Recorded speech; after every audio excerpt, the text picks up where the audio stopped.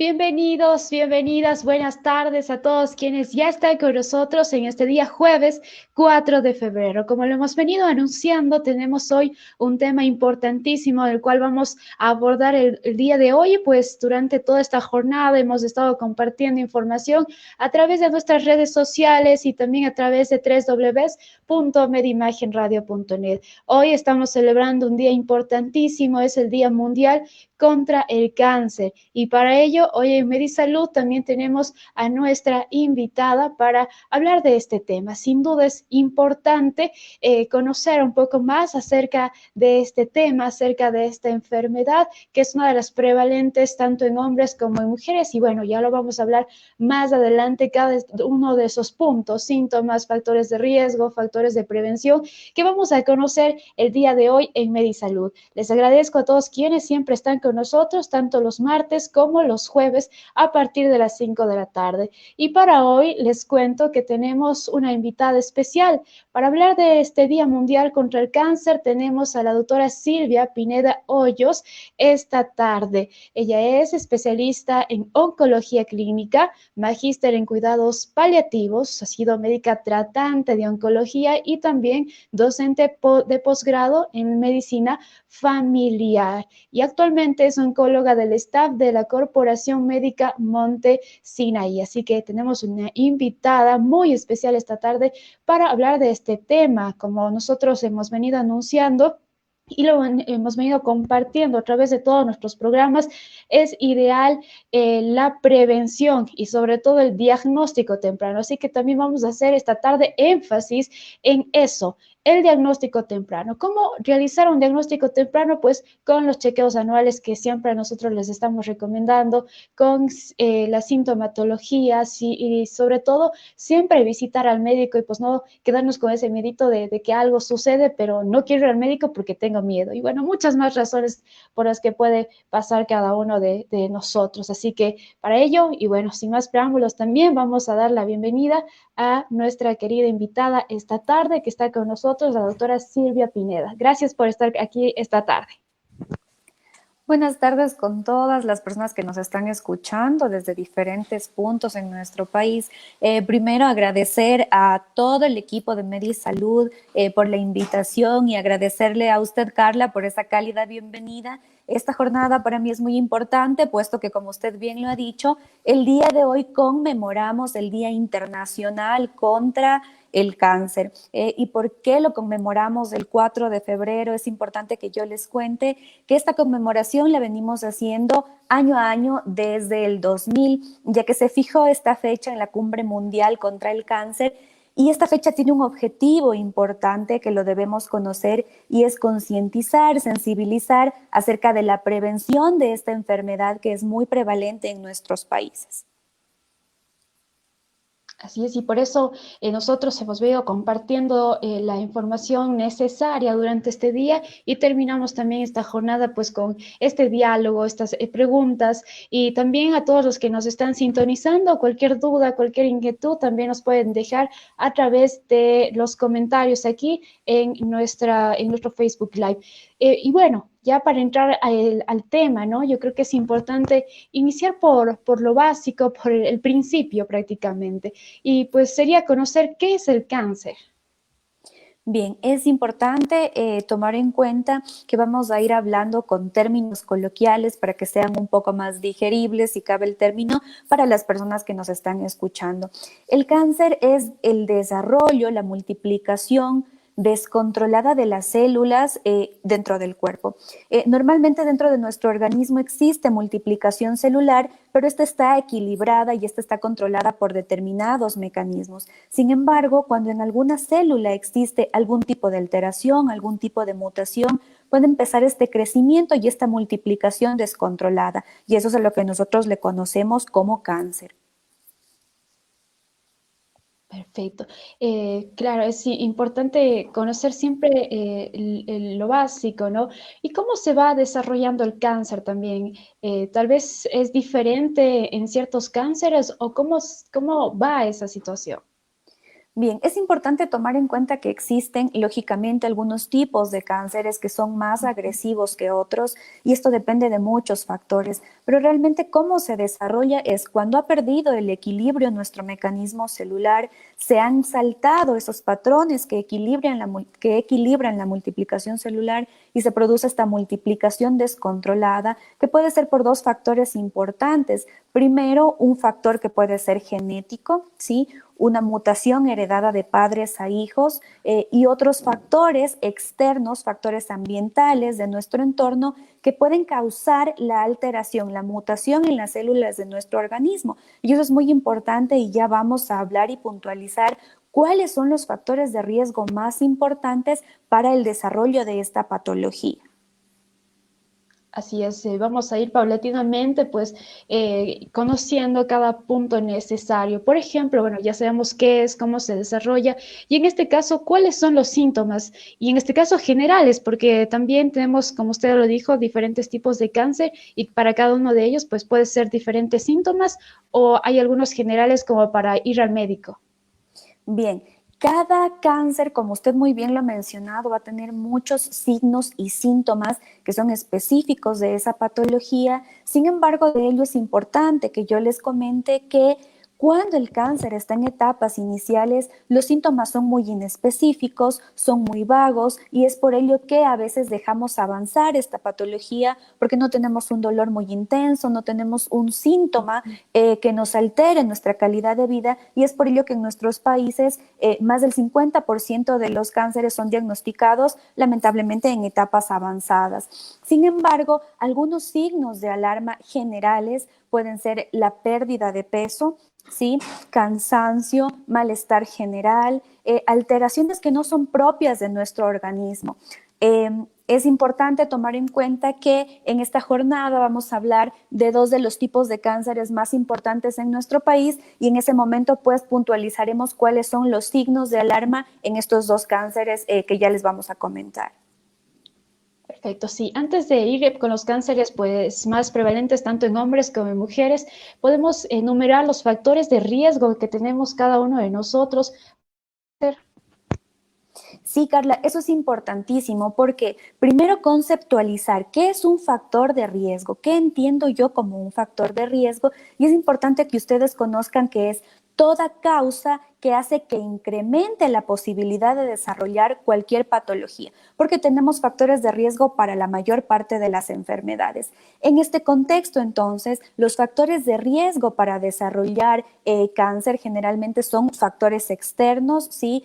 Como el alcoholismo, el tabaquismo, el sedentarismo, la obesidad. Es decir, son una serie de factores de riesgo modificables, es decir, que yo los puedo controlar, que puedo trabajar en ellos. Sin embargo, también existen otros factores de riesgo que yo no los puedo controlar y en este sentido son la edad, para algunos tipos de cáncer, el sexo para otros tipos de cáncer, la herencia familiar, los antecedentes familiares, otros factores de riesgo importantes en determinados tipos de cáncer, como en el de pulmón, por ejemplo, es el entorno laboral, el trabajo por varios tiempo en sitios como son las minerías, para el cáncer de vejiga, la exposición laboral en las industrias textiles. ¿Y por qué menciono todo esto? Porque cuando yo en el consultorio valoro a un paciente, tiene que ser una evaluación individualizada dependiendo de sus antecedentes familiares, sus antecedentes personales y la evaluación individualizada de sus factores de riesgo. Es decir, desde ya voy comentándoles que desde la evaluación hasta el diagnóstico y el tratamiento se convierte entonces en un traje a medida para cada paciente.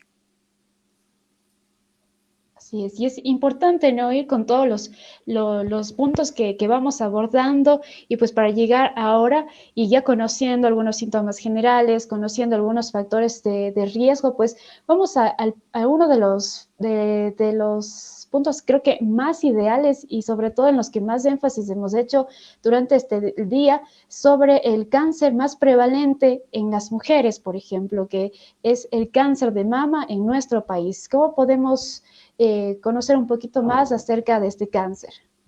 Bien, contarles sobre todo que en nuestro país Como usted lo ha dicho, en las mujeres el principal cáncer diagnosticado es el cáncer de mama, seguido por el cáncer de tiroides, luego el cáncer de colon, el cáncer de cuello uterino también y el cáncer de estómago. Estos 5 diagnósticos son los tipos de cáncer más frecuentes en las mujeres. Recordemos que en nuestro país el 55% de los diagnósticos de cáncer son en mujeres y el 45% son en hombres. De tal manera que en hombres el principal cáncer es el cáncer de próstata, seguido por el cáncer de colon, el cáncer de estómago, conocido también como cáncer gástrico, y los linfomas y las leucemias. De manera general son los tipos de cáncer más frecuentes en nuestro país.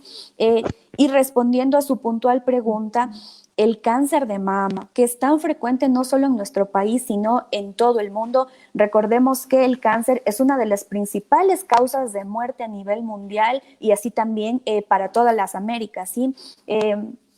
El cáncer de mama puede presentarse por mutaciones genéticas en mujeres inclusive de 30 años, ¿sí? Hay mujeres de 30 años que se palpan un nódulo en la mama y lo dejan pasar por mucho tiempo porque consideran que no puede ser algo para alarmarse. Pero este es el mensaje, ¿sí? Existen mujeres a temprana edad que por mutaciones genéticas pueden desarrollar un cáncer de mama. Pero en sí, la mayoría de los diagnósticos de cáncer de mama se hacen en mujeres mayores de 50 años, de tal forma que el principal factor de riesgo para desarrollar cáncer de mama es el ser mujer.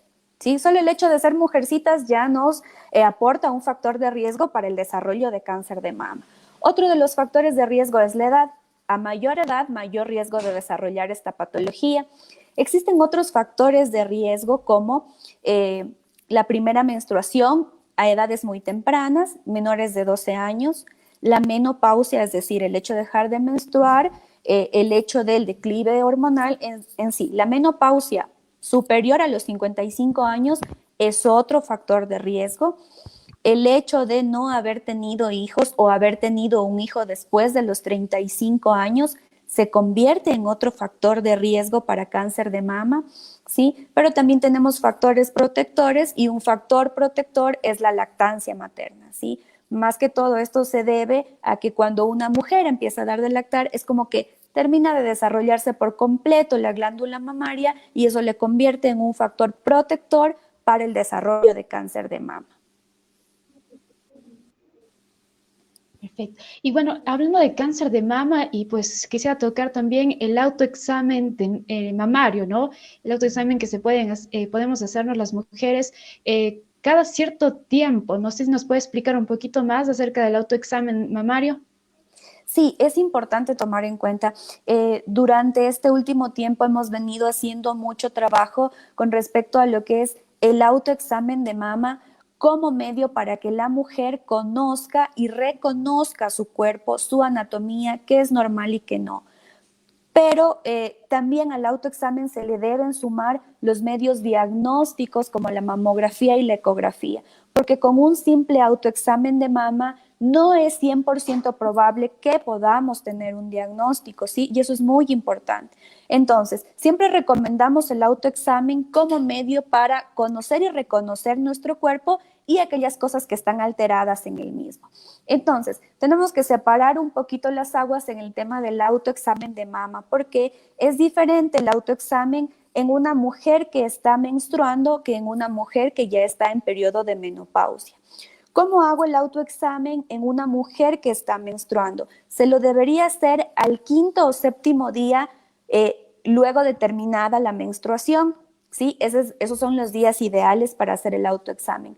¿Cómo lo hacemos? Podemos primero, paradas frente a un espejo y sin ropa, visualizar primero cómo es mi glándula mamaria para ver que no haya ninguna alteración, que las dos mamas sean del mismo tamaño, si bien es cierto que en la mayor parte de las personas siempre existe una glándula mamaria ligeramente más grande que la otra.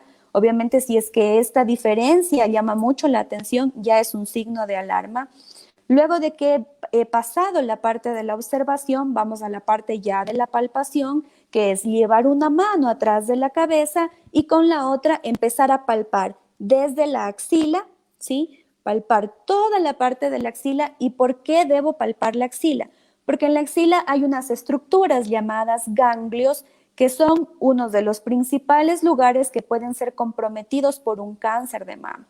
Luego voy a palpar de manera circular la mama, palpando, identificando que no hayan nódulos, que no hayan cosas que estén anormales, llegando finalmente al pezón. Es muy importante examinar el pezón, ver que éste esté normal, ¿sí? Y que no haya salida de líquido por el pezón, especialmente de líquido sanguinolento, porque ese es un signo de alarma que me puede alertar de un probable cáncer de mama. Y este mismo mecanismo lo voy a repetir en el lado contralateral. Cuando es una mujer que ya no está menstruando, va a determinar un puntual día al mes, ¿sí? Qué sé yo, el día 2 de cada mes, el día 4 de cada mes, y así lo va a hacer todos los meses en la fecha que ha elegido, para las mujeres que ya estén en etapa de menopausia, ¿sí? ¿Cuáles son las características de este examen? Sexual, sí, autoexamen mamario mensual. No hay necesidad y la investigación nos dice claramente que no tiene tampoco mucho sentido hacerlo con mayor periodicidad, ¿sí? Pero si usted identifica algo anormal, algún signo de alarma, pues obviamente hay que acudir al médico de manera temprana.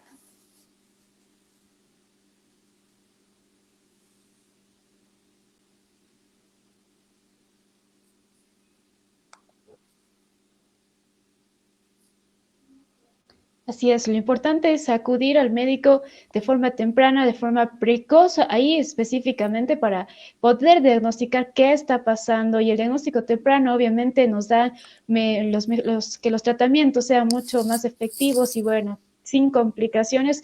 En otro caso, ¿no? Que la enfermedad ya esté un poquito más avanzada. También mencionó la mamografía. ¿Cada cuánto tiempo se debe hacer y a qué edad? Bien, qué importante pregunta. Cuando hablamos de prevención con exámenes de imagen, nuevamente hay que individualizar el riesgo. ¿A qué me refiero cuando digo individualizar el riesgo? Es que todas las personas tenemos un diferente riesgo de desarrollo de cáncer de mama. Si en mi familia hay una alta carga familiar de cáncer de mama, lo tuvo mamá, lo tuvo mi tía, lo tuvo mi abuela, ya estoy frente a un riesgo mayor, un riesgo moderado a alto de desarrollo de cáncer de mama cuando se han identificado mutaciones genéticas en algún miembro de mi familia. Se identificó una mutación genética en mi mamá. La mutación genética más frecuente en mama es el BCRA. La mutación de este gen determina que haya cáncer de mama hereditario. Si en la familia se ha identificado la mutación de este gen, mandatorio una mamografía de base a los 30 años, ¿sí? Como lo decía, siempre y cuando haya la mutación de este gen. Ahora bien, en la mayor parte de la población que no presenta este tipo de mutaciones, las sociedades científicas nos indican que la primer mamografía se debe hacer a los 40 años y de ahí en más de manera anual o cuando lo determine su médico. La mamografía es el gold estándar, así lo llamamos nosotros, es decir, es el examen ideal para el diagnóstico de cáncer de mama, pero la mamografía debe ser acompañada por una ecografía mamaria. Eso es lo que los dos exámenes necesita el médico para llegar a hacer un buen informe de las lesiones que puedan existir en la mama. ¿Cada qué tiempo se hace esta ecografía? Acompañada de la mamografía de manera anual. La ecografía no tiene ningún problema hacerla antes del año, cada 6 meses si es necesario, como digo, dependiendo de cómo determine su médico, pero en general de manera anual. Perfecto, sí, es importantísimo, ¿no? Hay algunas mujeres que se descuidan realmente y pues ahí ya vienen complicaciones más graves y bueno, otro tipo de complicaciones que también lo vamos ya a ver más adelante. Y bueno, hemos conocido el principal cáncer en las mujeres, ahora vamos a los hombres, ¿no? Ya nos había comentado que el principal cáncer es la próstata. ¿Cuáles son esos síntomas? Bien, en los hombres primero comentarles que eh, se puede desarrollar cáncer de próstata en hombres de 40 años si tienen antecedentes familiares de cáncer de próstata. Tiene una importante carga familiar este tipo de cáncer, pero la mayor parte de los cánceres son diagnosticados en pacientes mayores de 60 años, ¿sí? Ese es el gran pool, digamos, de diagnósticos. ¿Cuáles son los signos de alarma que a mí me pueden hacer pensar en un cáncer de próstata? Primero, orinar de forma frecuente en las noches, ¿sí? eso nosotros lo llamamos nicturia, pero si un hombre de más o menos estas edades que les estoy contando orina de manera frecuente y sobre todo durante las noches, es un signo de alarma. Otro signo de alarma es debilidad en el flujo o en el chorro de la orina. ¿Sí? Eso es muy importante tomarlo en cuenta. Es otro signo de alarma que a mí me debe hacer preocupar. Otro signo de alarma puede ser dolor a nivel pélvico, dolor a nivel de la espalda baja. Como digo, estos síntomas nos hacen sospechar de una patología, pero no son específicos de un cáncer de próstata, ¿sí? Para ello nosotros, para hacer un diagnóstico de cáncer de próstata, nos vamos a servir también de estudios complementarios. Pero en general, esos son los signos de alarma que me tendría que alertar a mí de que algo está sucediendo. Perfecto. Y en cuanto al diagnóstico, sabemos del PSA en la sangre, por ejemplo, o del ultrasonido, el tacto rectal. ¿Desde qué edad también, no es cierto? Así como habíamos comentado en el cáncer de mama, desde cierta edad, en este tipo de cáncer, en el de los hombres, de próstata, también hay esa cierta edad para realizar estos exámenes. Sí, así es. Y aquí nuevamente me voy a permitir puntualizar dos aspectos importantes. Todos los hombres que tengan en su familia antecedentes familiares de cáncer de próstata, papá, abuelos, tíos, hermanos, que sean generalmente familiares en primero, en segundo grado de consanguinidad, que presenten estos signos que yo les he contado antes de los 50 años, acudir de manera temprana al médico. En estos pacientes está justificado hacer antes de los 50 años un estudio de diagnóstico.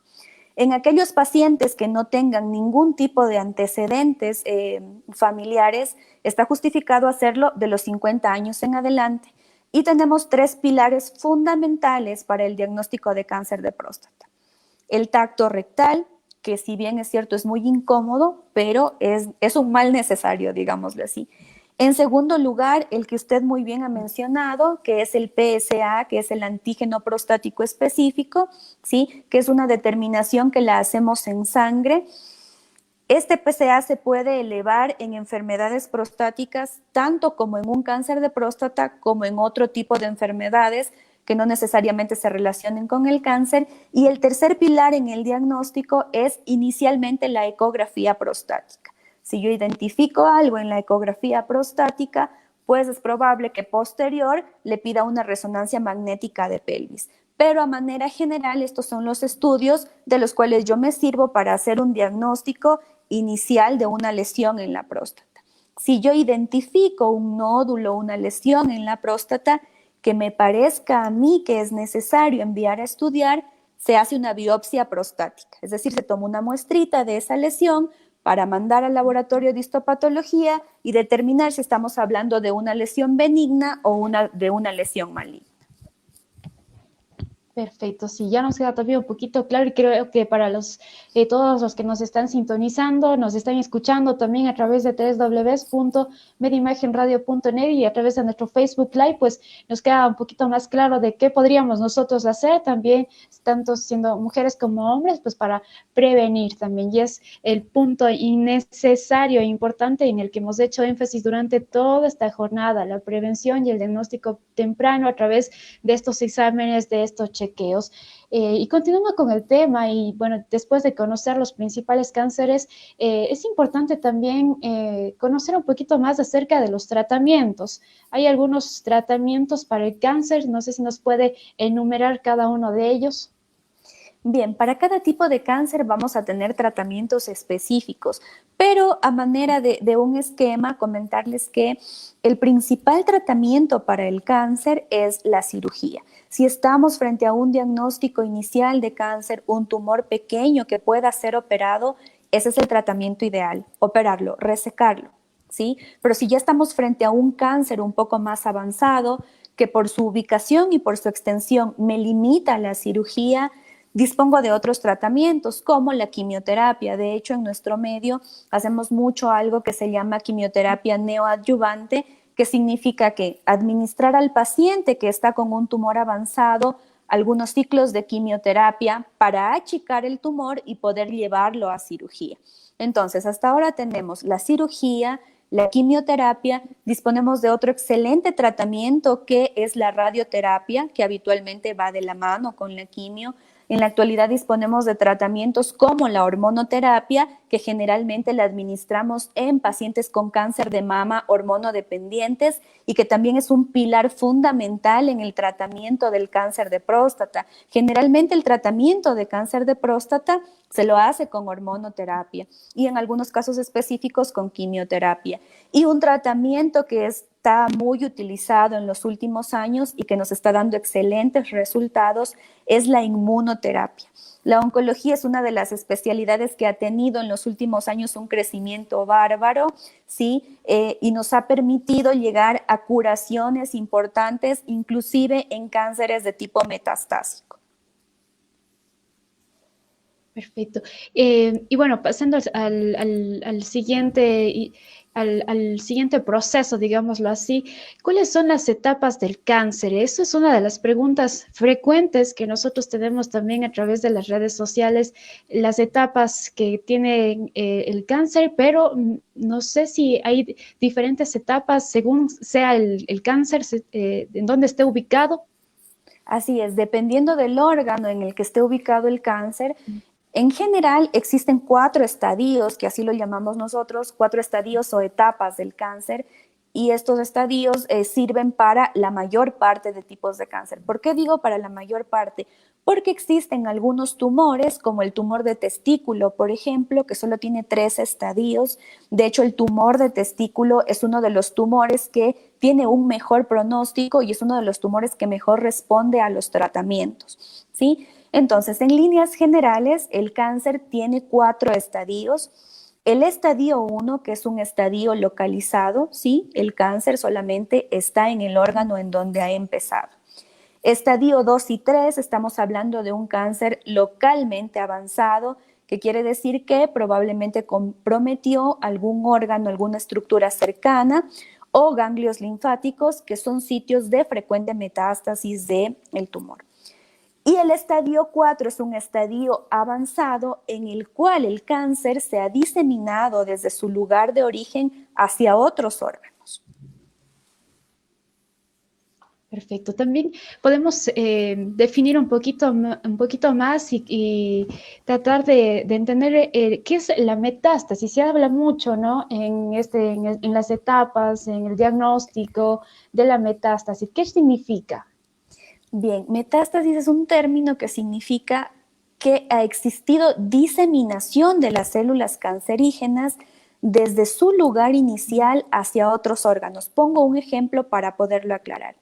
Un cáncer de mama en el cual las células cancerígenas que iniciaron en la mama se han diseminado a través de los vasos sanguíneos o a través de los vasos linfáticos hacia otros órganos como el hígado, el cerebro, los huesos. A eso es a lo que nosotros le llamamos metástasis.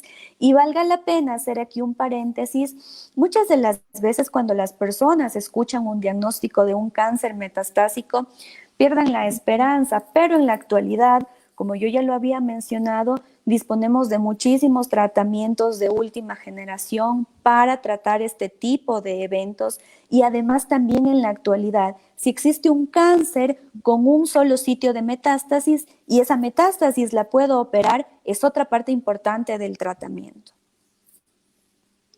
Perfecto. Y bueno, después de hablar de cada una de las situaciones, ¿no? Del cáncer, de los factores, de los síntomas, de qué es, de las etapas, creo que siempre deberíamos hacer énfasis en los factores de prevención. ¿Qué podemos hacer nosotros para prevenir? Como ya lo habíamos comentado al inicio de esta jornada, existen muchísimos factores modificables, ¿sí? Que es cuestión de nosotros saberlos adaptar y dentro de ellos tenemos el alcoholismo, ¿sí? El alcohol es causante de aproximadamente 7 tipos de tumores, ¿sí? Gástrico, de hígado, de boca. El tabaquismo, principal factor de riesgo para el desarrollo de cáncer de pulmón y es algo que lo podemos modificar. Si bien es cierto, es bastante difícil dejar de fumar para una persona que es fumadora crónica, pero no es imposible y para ello también hay terapias, ¿sí? Otro de los factores de riesgo que podemos modificar es la obesidad. Está bastante demostrado, científicamente demostrado, que la obesidad es un factor de riesgo que se relaciona con múltiples tipos de cánceres. Otro tipo de factores que podemos modificar son las exposiciones al entorno. Cuando hablamos, por ejemplo, de cáncer de piel, ¿sí? Tener cuidado a la exposición progresiva y continua del sol. Existió un estudio en el 2019, un estudio estadístico que nos contaba claramente que en nuestro país las ciudades más afectadas por cáncer de piel son Quito, Cuenca y Loja. ¿Sí? Entonces es otro llamado a la prevención, el uso de protector solar, el uso de gorros, de gorras, el uso de gafas, todas esas actividades que por más simples que parezcan nos están ayudando a prevenir. Así es. Y bueno, tengo una pregunta por interno también. Nos dice, ¿cuáles son los síntomas del cáncer de tiroides? Bien, el cáncer de tiroides es bastante específico el síntoma, ¿sí? Puede sentirse, a ver, primero podemos palpar la tiroides, que es un órgano que es como una mariposa localizado en la parte anterior de nuestro cuello. Si la podemos palpar y sentimos un nódulo aquí, algo que sintamos que no es normal, es un signo de alarma. Si yo me palpo la parte baja del cuello y siento un nódulo, o la parte lateral del cuello, siento un nódulo, una bolita, por así explicarlo, es un signo de alarma para cáncer de tiroides.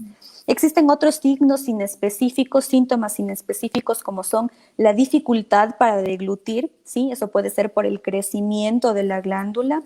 Tos persistente que no se deba a un resfriado, a un catarro, es un signo, puede ser un signo inespecífico de cáncer de tiroides. Y algo que a veces no lo tomamos en cuenta, que son los cambios en la voz. La ronquera, ¿sí? El cambio en la voz puede ser un signo de cáncer de tiroides. ¿Por qué? Porque la glándula puede comprometer uno de los nervios que nos ayuda a la fonación, a la pronunciación, ¿sí? Y esos son los signos más importantes dentro del cáncer de tiroides, que es muy frecuente en nuestro país, dicho sea de paso. Perfecto. Y bueno, ya que tocamos también este tema, pues sería importante conocer cómo se diagnostica también este cáncer. Bien, el cáncer de tiroides es más frecuente en nuestro país, como ya lo había dicho, en Cuenca es muy frecuente, en Loja también, en Quito, principales ciudades también, en las que se ha identificado altas prevalencias de cáncer de tiroides. ¿Cómo hago el diagnóstico? Si la persona identifica algún tipo de signo o síntoma de los cuales hemos mencionado, primero, la examinación por parte del médico para ver qué puedo encontrar, si encuentro nódulos, ganglios inflamados. Por otro lado, ¿cuál es uno de los métodos ideales para el diagnóstico de cáncer de tiroides? La ecografía de cuello, en donde el especialista en imagen me va a ayudar a valorar las características de la glándula tiroidea y si es que dentro de ella existen nódulos. Si yo en la ecografía identifico un nódulo con características sospechosas que me hagan sospechar de la presencia de un cáncer, pues voy al siguiente paso, que es una punción aspiración, es decir, con una aguja muy finita voy a punzar ese nódulo para mandarlo a estudio e identificar si es que se trata de una lesión benigna o de una lesión maligna. Perfecto. Sí, he podido observar también el cáncer de tiroides, que es muy consultado también en diferentes páginas. Y yo creo que también es importante, ya que menciono esto, siempre si vamos a buscar información, es importante que lo hagamos en páginas que sean oficiales, como la Sociedad Americana del Cáncer, la Organización Mundial de la Salud. Así que si vamos a buscar información, también creo que es importante buscar una página que sea oficial y sobre todo que nos compartan información certificada y avalada también, porque hay muchas páginas que podemos ver y nos pueden más desinformar antes que informar. Ya que toco este tema, pues también quería recomendarles eso. Otra cosa que es importante también, creo que es el estilo de vida que llevamos nosotros y los hábitos. Ya habíamos dicho, pues, el hecho de fumar, de beber demasiado, también son factores de riesgo y esos son hábitos que creo que nosotros deberíamos tratar de evitarlos. Sé que es difícil, pero con ayuda profesional también se puede fomentar, ¿no? Ese estilo de vida. ¿Cuál es el estilo de vida que nosotros deberíamos llevar? Bien, no existe, digamos, un protocolo que nos diga haga o no haga esto, pero es muy importante tomar en cuenta que el consumo excesivo de alcohol, el consumo excesivo de tabaco son factores de riesgo prevenibles y modificables. Es importante tomar en cuenta que deberíamos hacer ejercicio mínimamente 30 minutos 3 veces a la semana, ¿sí? Para mantenernos sanos, para evitar estas enfermedades de las que estamos hablando. Y en términos generales, eso. Recuerden ustedes también que el consumo excesivo de azúcares, el consumo excesivo de carbohidratos, pueden también convertirse en un factor de riesgo para el desarrollo de otras patologías que a largo plazo nos pueden traer complicaciones como lo son la diabetes, por ejemplo.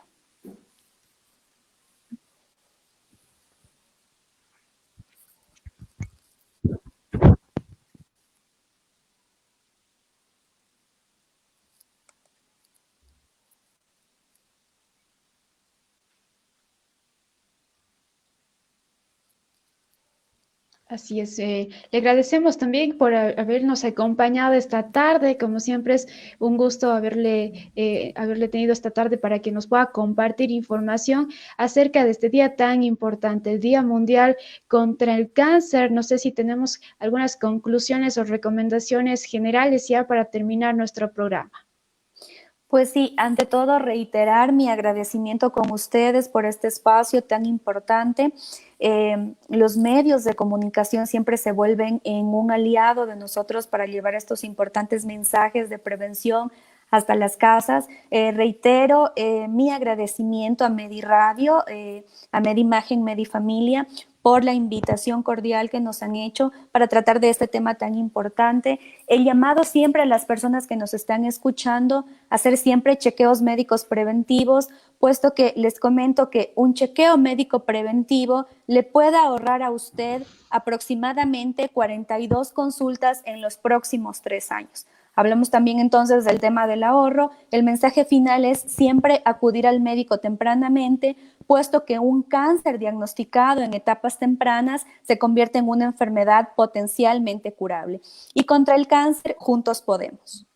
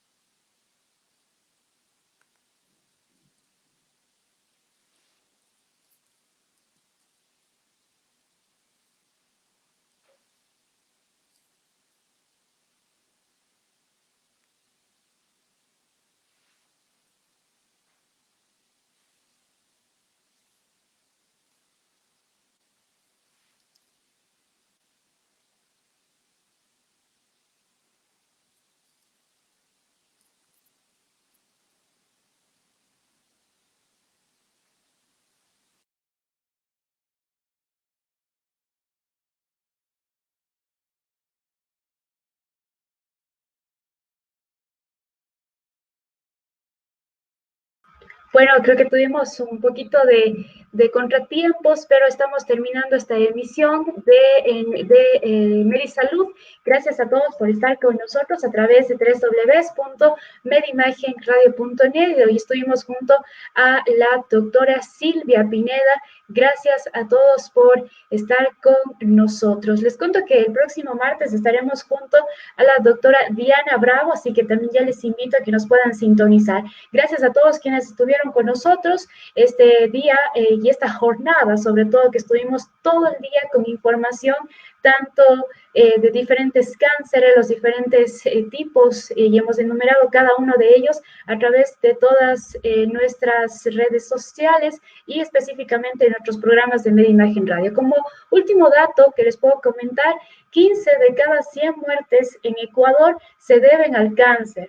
Cerca de 28.000 personas son diagnosticadas con la enfermedad cada año, según la Sociedad Ecuatoriana de Oncología. Así que estamos hablando de un problema prevalente y como los habíamos comentado, lo comentamos de nuevo, pues es importante realizarse esos chequeos preventivos. Por favor, no nos olvidemos de esos chequeos anuales, los diferentes exámenes que ya lo hemos hablado, una mamografía si tenemos más de 40, 50 años, si tenemos antecedentes familiares, los chequeos ginecológicos, la valoración de próstata, el PSA en la sangre, un ultrasonido, una ecografía, pues de nosotros también depende el hecho de diagnosticar de forma temprana estas enfermedades. Así que, bueno, espero que toda la información que hemos tenido hoy haya sido muy útil para todos ustedes y pues muchísimas gracias por estar con nosotros esta tarde y en esta jornada del Día Mundial contra el Cáncer. Soy Carla Arce y es un gusto haberles acompañado durante todo este día en esta jornada y estaremos el día martes junto a la doctora Diana Bravo. Gracias a todos. Hoy hemos estado junto a la doctora Silvia Pineda. Hasta el día martes.